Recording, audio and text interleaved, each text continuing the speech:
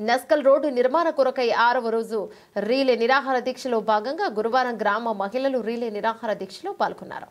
ఈ సందర్భంగా వారు మాట్లాడుతూ నస్కల్ నందగోకుల్ రాంపూర్ నగరం గ్రామాలకు గత 2 సంవత్సరాల నుండి రోడ్డు బాగోలేక కంకర తేలి ఇబ్బందులు ఎదుర్కొంటున్నా పట్టించుకునే నాదుడే లేదన్నారు. పిల్లల్ని స్కూళ్లకు పంపించాలంటే ఆటోలు బస్సులు రావడం లేదన్నారు. గ్రామంలో ఎవరికైనా ఆరోగ్యపరమైన సమస్యలు వస్తే రోడ్డు బాగోలేక నరకయాతన అనుభవిస్తున్నామన్నారు.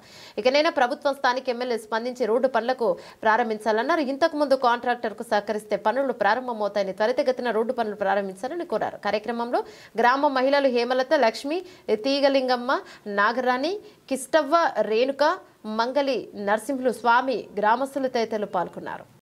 మండల్ నస్కల్ గ్రామం మాది. మా రోడ్డు గత 2 సంవత్సరాల నుంచి మొత్తం కంకర్రాలు తేలినాయి. మా పిల్లలు స్కూల్కి పంపించాలన్నా మాకు ఆటోల సౌకర్యం లేదు. ఆటోలు వస్తలేవు, బస్సులు వస్తలేవు. మా పెద్ద ముసలి వాళ్ళని కూడా హాస్పిటల్ తీసుకువెళ్ళాలన్నా కానీ మాకు రోడ్ కరెక్ట్ లేదు, ఎవరు వస్తలేరు. ఎమ్మెల్యే గారు కొంచెం స్పందించి మా రోడ్ని మాకు కరెక్ట్ చేసి ఇవ్వండి, అదే కోరిక మాది.